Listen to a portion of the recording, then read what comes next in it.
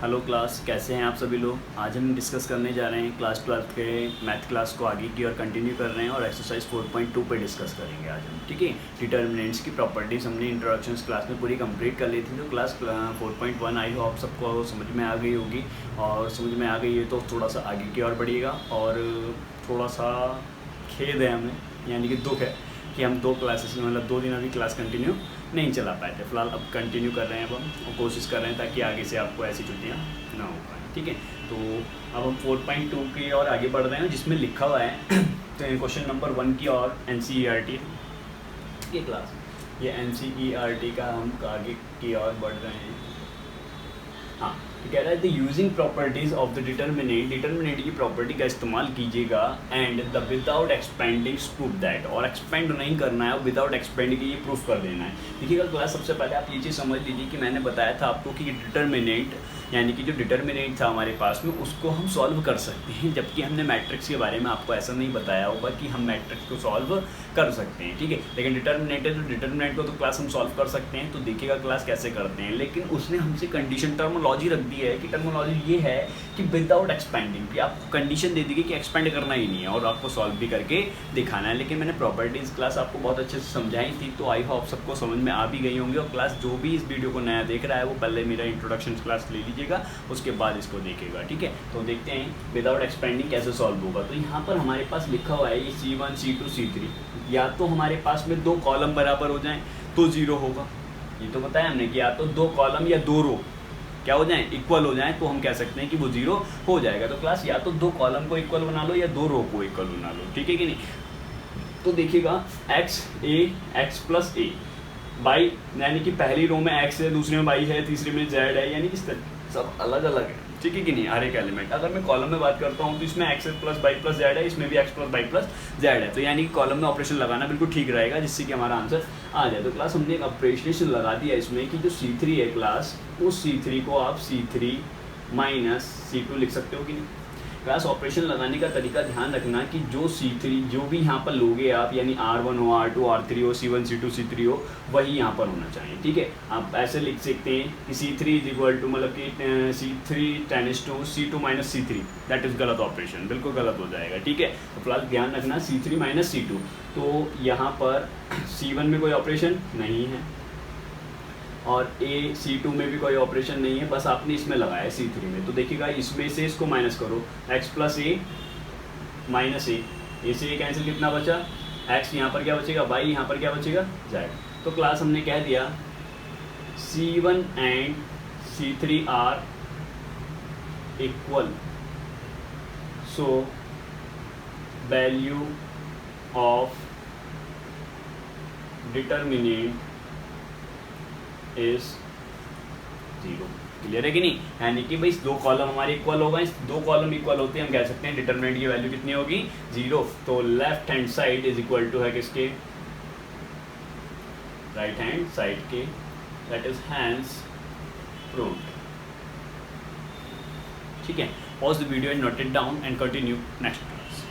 Question number next, question number 2 भी हमारा इसी तरीके से विदाउट एक्सपेंडिंग आपको प्रूव करना है कि ये जो डिटर्मिनेंट है वो 0 के बराबर आना चाहिए। तो डिटर्मिनेंट को 0 दिखाना है। क्लास देखिएगा, हमने बता दिया कि ये आपको प्रूव करना है विदाउट एक्सपेंडिंग, सिर्फ प्रॉपर्टी लगाइए। और क्वेश्चन नंबर 1 से लेकर 7 तक सारे ऐसे ही हैं, यानी विदाउट एक्सपेंडिंग के आंसर लाने हैं। लेकिन 7th वाले में थोड़ा सा मिसअंडरस्टैंडिंग हो गई है, उसको आपको लास्ट में जाके सॉल्व करना पड़ेगा। फिलहाल अभी तो इसी को करो, 7th पे मत पहुँचो अभी। ठीक है क्लास, हाँ तो वो इसी की और आगे बढ़ते हैं। तो यहाँ पर दे रखा है आपको इस तरीके से, तो मैंने बताया डिटर्मिनेंट या तो 2 कॉलम या 2 रो बराबर हो तो 0 होगी, या फिर एक ऑप्शन और बताया था मैंने कि 0 डिटर्मिनेंट लाने के लिए या तो एक कॉलम या फिर एक रो पूरी 0 हो जाए, तब भी वो डिटर्मिनेंट क्या हो सकता है, 0 हो सकता है। तो क्लास अंडरस्टैंड एंड राइट।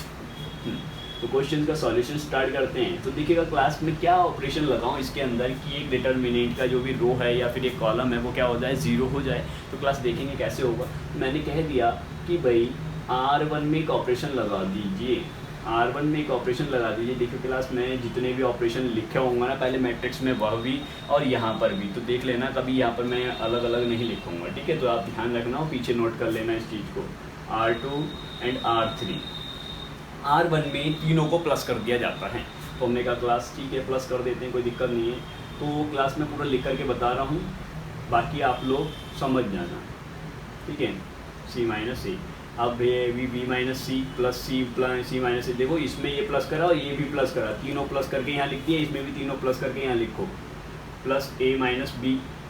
थोड़ा स्पेस है तो हम लिख पा रहे हैं, वरना हम डायरेक्टली करते हैं इसको, A minus B plus B minus C. ठीक है क्लास। अब यहाँ पर क्या हो जाएगा, B minus C minus A, C minus A minus B, A minus B minus C.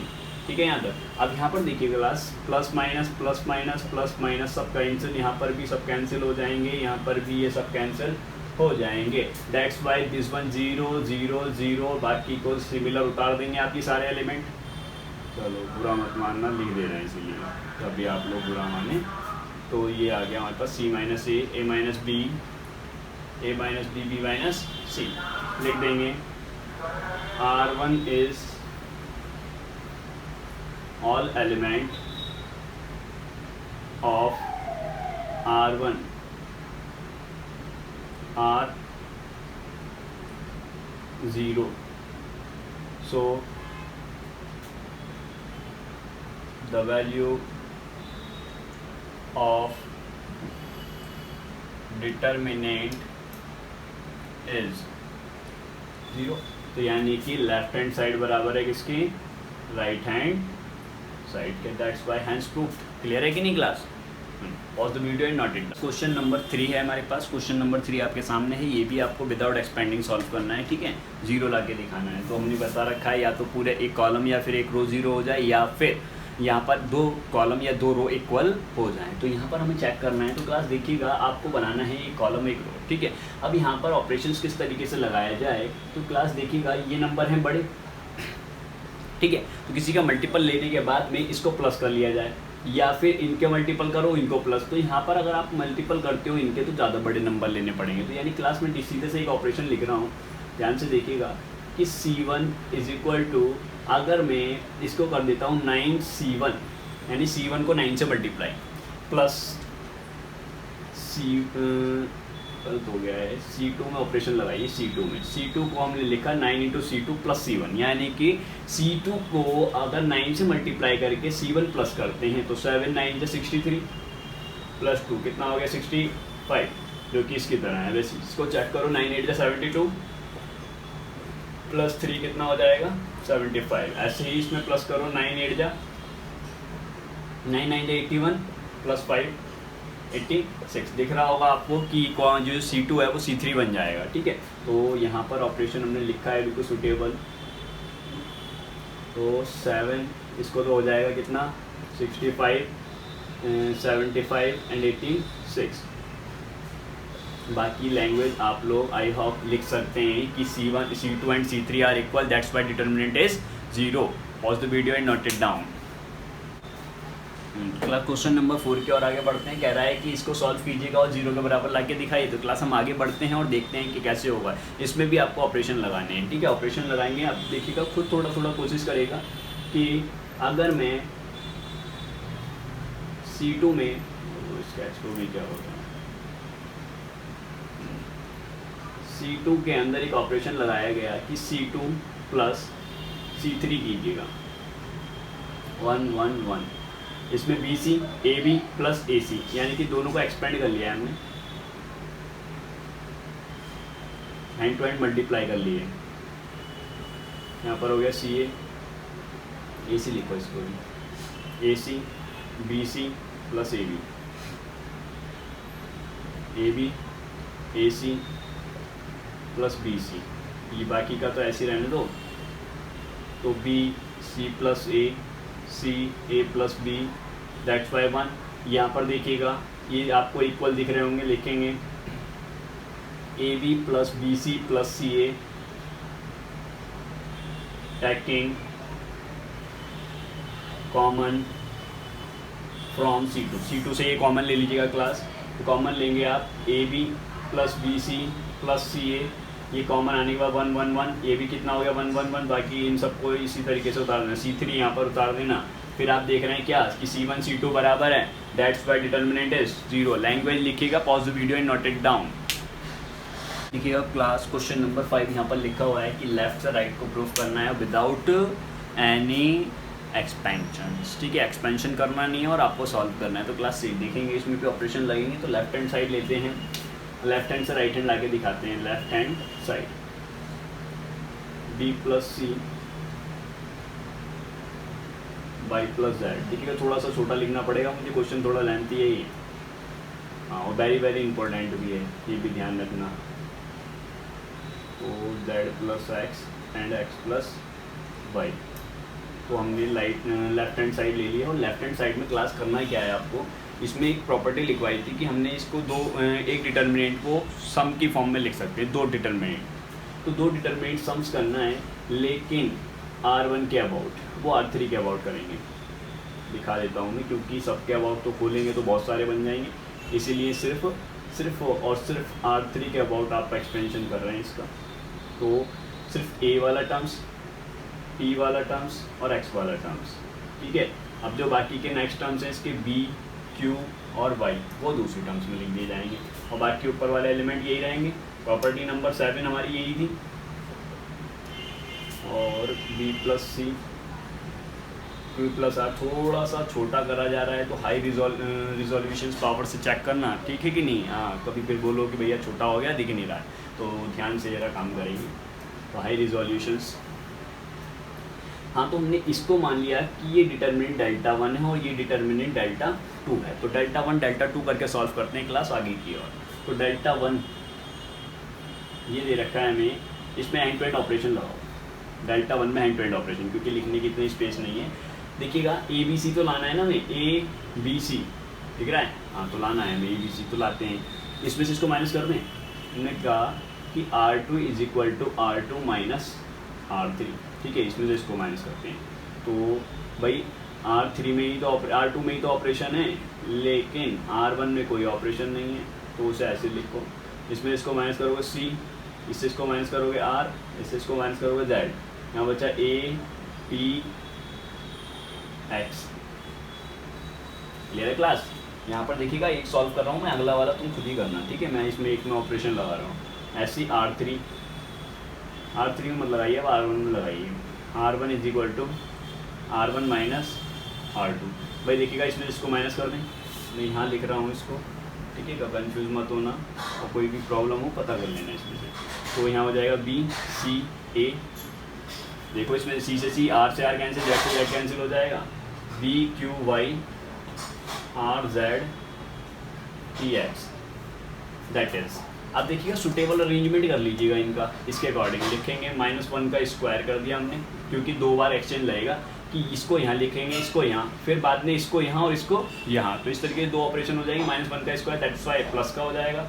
A B C P Q R X Y Z।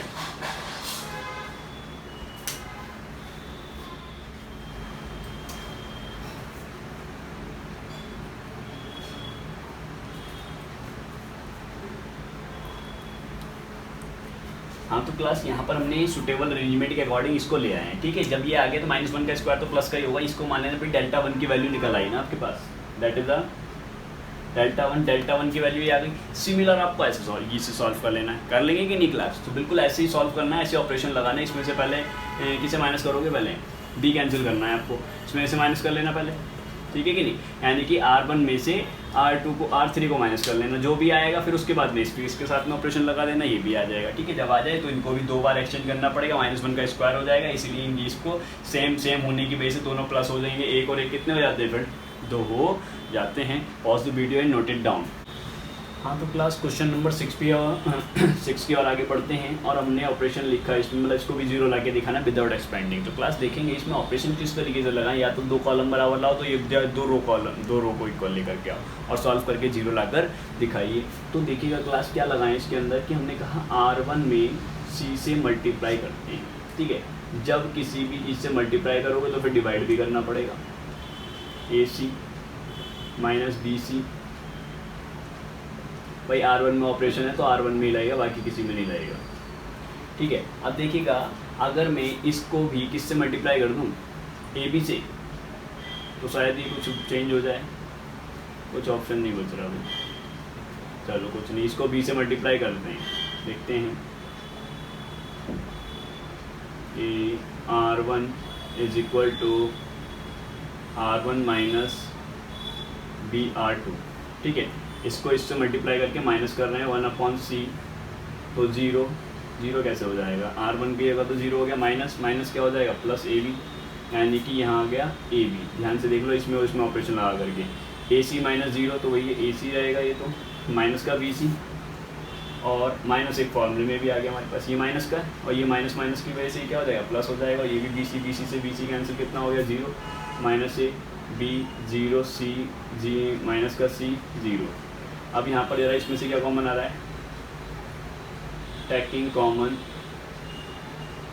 A from C1 नहीं R1 से कॉमन लीजिएगा A, तो A/C, ये बन जाएगा B, ये बन गया हमारे पास C 0 minus A 0 minus C B C 0। आपको दिख रहा होगा कि R1 and R2 are equal, तो R1 R2 equal R1 and R3 है भाई, R1 और R3 are equal, that's why this determinant value has 0।